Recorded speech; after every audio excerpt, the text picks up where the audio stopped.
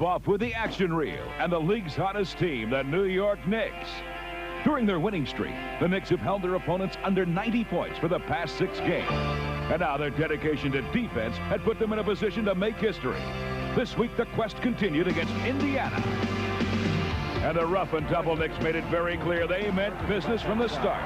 Bottle with the steal, and he saved it and hit.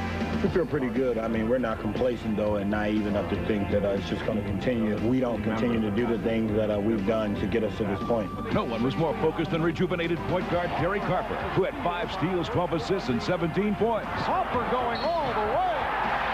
Oh, Derek Harper looking more and more confident. After Harper helped put away the Pacers, Milwaukee was the next team to buckle under the Knicks' defensive pressure. Anthony with another steal. 3-on-2. Anthony delivers to Williams with a solid performance. 105-83. 8 straight games holding the opposition under 90 points. Boston stood in the way of the Knicks making history, and Patrick Ewing would lead the way with 35 points and some imposing defense. Harris rejected by Ewing. Oakley playing the rejection, leading Harper. Oh, that is beautiful. Although their fourth quarter defensive stand fell short, the Knicks streak has reached 9 games. You know, unfortunately, we didn't do it, but I think more than anything, the defense got us to win. You know, we did the things through our defense to win this basketball game. The Knicks aren't the only team pumped up about their play. In Charlotte, it seems like Hornet hysteria is back.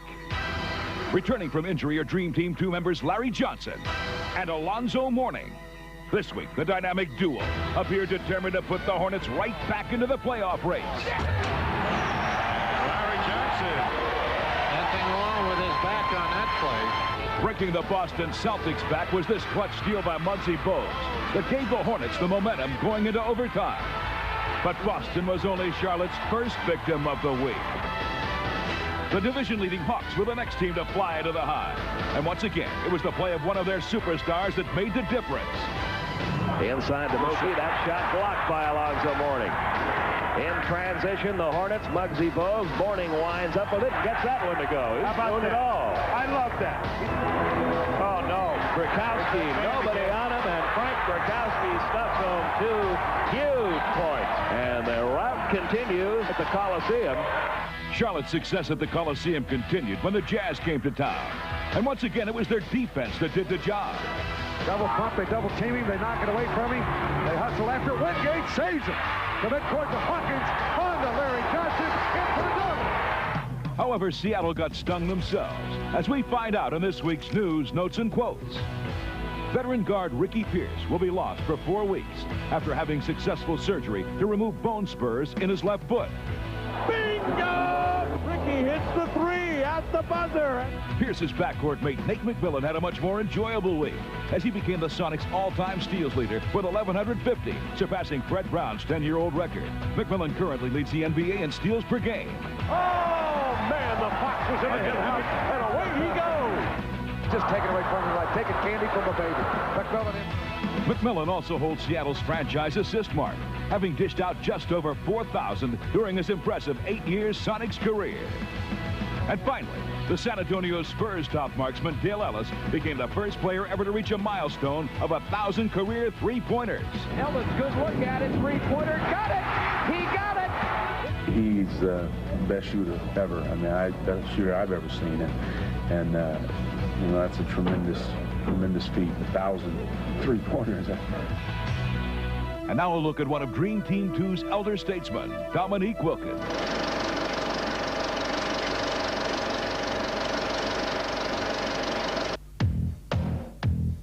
Watch this. Dominique looking. That's not a bad first jump. There's a 3-on-2. Dominique. Oh, what a play. Wilkins. Oh, showtime. What do you guys think? Well, most observers think of Dominique Wilkins as a phenomenal athlete with unusual leaping and dunking ability. But there's much more to this future dream teamer, such as a strong inner spirit and passion for the game. I haven't lost anything. I haven't lost a step. I'm still as quick as any forward in the league. I think when I lose the thrill, or I think the love for the game, it's time for me to move on, and I haven't lost that yet. Wilkins has certainly displayed his flair for taking to the air over the years, winning 2 Gatorade Slam Dunk titles. And during the '88 playoffs against Boston, he also proved to be a fiery competitor in his famous duel with Larry Bird. You are watching what greatness is all about. It'll be the Pistons and the Celtics, but a team that can walk off with their heads awfully high, the Atlanta Hawks. I wasn't down at all. I mean, you know, I told guys, you know, we should hold our head high. We played the best basketball we could play. I mean, both teams did, and you know, to come out that game on the bottom, I mean, most guys would hang their head, but you know, we gave it all we had. Since that time, Dominique has gone on to not only dazzle fans with his aerial exploits, but has also rounded out his game to become a more complete player and leader. Did you see that jam?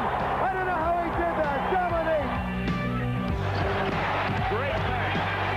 That says it all about Dominique Wilkins right there. You're not double teaming me. You think I won't give the ball up? Watch this. The dirty work inside done by guess who? The human highlight film. When Nick ruptured his Achilles tendon during the 1992 season, many believed it would be the end of the highlight reel. Disappointing moment, but when that happened, you know, it woke me up. It showed me that I had to be serious about my game, about my health, about taking care of myself even on the off season. So I was more determined. When I came back, people say, oh, he's finished. He's done.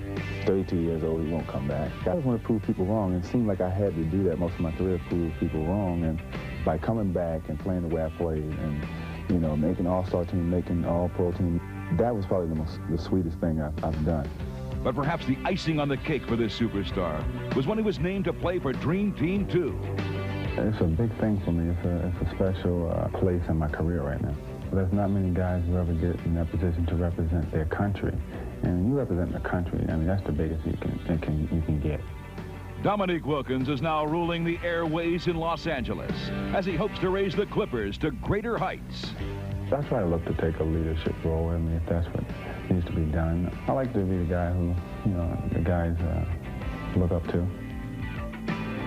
And now, in our classic confrontations, we relive that memorable duel with Larry Bird in the 1988 playoffs. It was an epic Game 7 battle where both superstars refused to let their teams lose. Bird now cuts free. Here's Wilkins. That's what they must have. Cuts free. Hands it for the field goal. And puts himself back on top. Mano duel. Bird versus Wilkins. Dominique hits a three. Ties it for Atlanta. With Bird again pulling up. Putting Boston ahead. It's a duel. Put down your saber. Wilkins responds. And Bird's turn. Comes up with a shot. And the Celtics lead. Who's going to point first? And Dominique high off the glass. Three for Bird. Larry Bird promised it, and he is delivering in this quarter with 18 points. This a critical trip for the Atlanta Hawks. This is a great defensive move by Bird as he steals the ball for the Celtics. Leads the Bird off the fake, improves his position, and the Celtics are up again. One way or another, Bird kills you. Another defensive stop, a must here for the Hawks. Johnson gets it into Bird, and Wilkins is there. Bird comes free. Bird for the win. Welcome back to NBA action. While Michael's departed, the center of attention is shifted to Shaquille O'Neal of the Orlando Magic, who was on fire this week, dissecting the Dallas Mavericks. Powers it up and dunks it. It's rejected. O'Neal. What a block. Shaq attacked the Mavs for 34 points and 21 boards, but the 54% free throw shooter captured the most attention at the foul line. 12 out of 12 for O'Neal. The Shaq is putting on a show. The Spurs' David Robinson orchestrated a show of his own, crowning the Kings for 48 points. Oh, Robinson. Now Robinson One-on-one with Pauls, turns away. Oh, David Robinson. The Admiral also racked up 16 rebounds as San Antonio rolled over Sacramento 107-100. He is doing it all here for San Antonio. 4 shy of his career high. The Miami Heat's Ronnie Cycli was red hot as well, torching the Mavericks for 28 points, 14 rebounds, and a season-high 5 block shots. Cycli off glass from Steve Smith. Cycli with a block. The Miami center was seemingly everywhere. Cycli from behind knocked it free. Oh, this is great stuff. Cycli's one-man barrage made it tough to watch, especially when you're the opposing coach. Cycli with a rebound. Bucket. That's where Shaw looking for Cycli and finds him. Now in this week's Rookie Watch, we find a diamond in the rough in Houston point guard Sam Cassell. Cassell the other way. Drives it up for 2. 3-pointer. I'll tell you what, I got to like his grit, you know. Cassell right back to Otis for 2, and he's fouled. He was a guy I was real high on. I know that you do get excited about rookies, and you've got to really judge them when they get out there and they're tested, and I thought he did really, really well. As Cassell gradually worked his way into the Rockets lineup, he showed everyone around the league that he was ready to compete at the NBA level. Hardaway takes it inside, and Cassell with a steal. Cassell. Nice pass to L.A. for 2. Sam Cassell. I have a flair to my game, I think. I play hard. I like to get after people when I'm playing. I also like to have fun while I'm playing. I think he has the pro mentality, and what he adds to our ball club is something I think we don't have, a dimension we don't have, and that's someone who can score off the dribble. And I just know what I'm going to get as far as effort every night. And there he goes, right by Tree Rollins, throws it up, and it goes in! By Sam Cassell. He's on a 14-point run, and all by himself, he forces Orlando to call a timeout. How about that rookie? How about some NBA encore? Check out some first-class passes. Leading off, Mark Jackson. Nice penetration. What a feed! Behind the back by Charles Barkley, who made a nice decision and a nice pass. Oh, my. What a pass by Murdoch, threading the needle ahead to Blue Edwards for the dunk. Let's find out what Walt the Wizard has in his bag of tricks. They're running it up. Williams. His Sacramento teammate Mitch Richmond knows the way home. Take the beeline. Richmond. Oh, what a basket by the Rock. Here's Owens straddling the line and puts up a beauty. Oh, yeah? Portland's Rod Strickland says, here's one for the little guys. Strickland awfully skinny looking, but he is really strong. That's a great, great shot. Watch out. There's his shot block artist running loose. But lately, he's been spotted working in L.A. The lob to Benoit. Rejected by Alma. Sherman, that was a great ball fake, and then Pippen from nowhere sends it out of bounds. In Seattle, you better beware of Sean Kemp, the man-child. Took a block for. That's the man, not the boy that made the block. The Spurs' Dennis Rodman stops the shot to start the break. Rodman off the block. Here's the Admiral. Good idea, Mr. Robinson. Let's jam it home. Leading the way, Isaiah Ryder parts the red D. All the way and slams it home. Underneath the bench. Kimmel Gill. Left-handed thunder slam. Latrell Sprewell with feeling. And now an inside look at several of the league's most dangerous and dynamic duos. Although the NBA helped make the expression one-on-one part of everyday jargon, the current trend is relying heavily on potent pairs that terrorize in tandem, like Utah's John Stockton and Karl Malone. Everybody dream of a point guard like Stockton because you think about his teammates first, make sure the ball is the right place at the right time and stuff like that, instead of coming down like some guards do and thinking score. Stockton underneath, nice speed. There's Karl Malone, put it up in the end, count it. He's fouled. Karl Malone from John Stockton. He's a guy that you feel good about having out on the court. He does a lot of things that make you look good. He can catch anything. He can finish plays. He can run. He can defend. He's just a great guy to play with. You throw crazy passes and he catches them. People say, wow, chemistry. wow, he must know what he's thinking or something like that. But I think a lot of it has to just fall right on his shoulders because he's one of the best ever to play the position. Not only are Malone and Stockton highly complementary towards each other, their complementary skills have made them the standard by which others are measured. Every time we play someone, they got a one guard and a four-man. Like here, they got Derek Coleman, Kenny Anderson, and it's always them against us. Well, I don't think me and Kenny like being compared to those two because we know we're a younger version. But me and Kenny, we kind of just instantly click. Like we only been playing together 2 years, you know.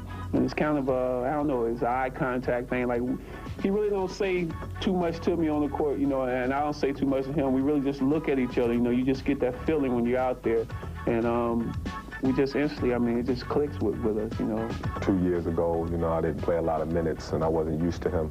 But right now, I'm starting to get used to him, starting to know where he wants the ball at and how he's running the floor, things of that nature.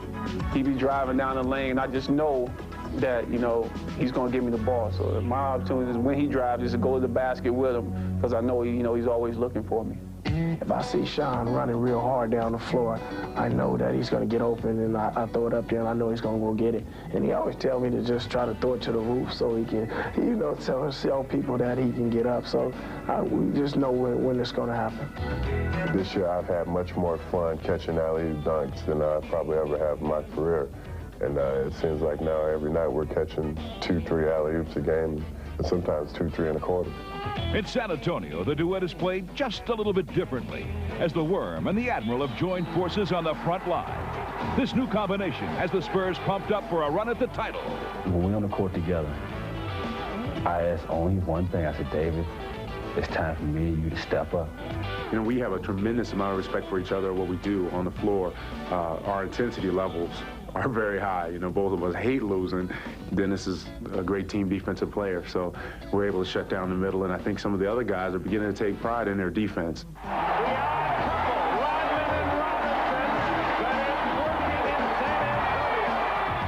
Another great tandem as we find out on this week's Legends was the unparalleled backcourt of the New York Knicks, led by Walt Frazier and Earl Monroe.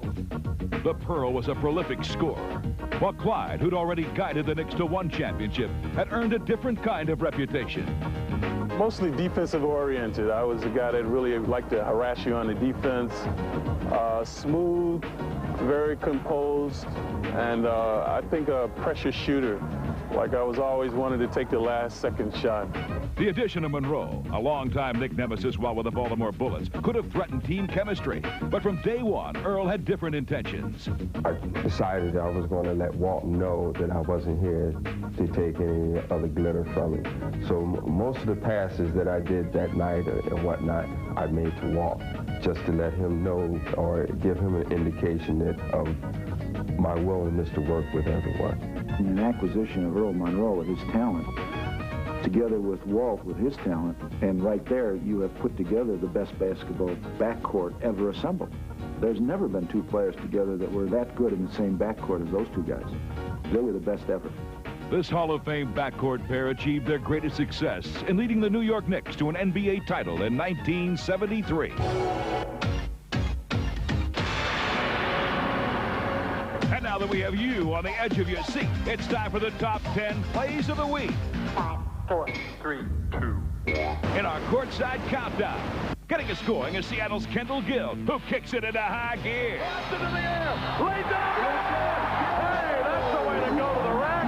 Put it in fifth gear, baby, and steamroll them. Also revving it up at number 9 is Ron Harper. 4 on 3 behind his back. To the hole. Lays it in.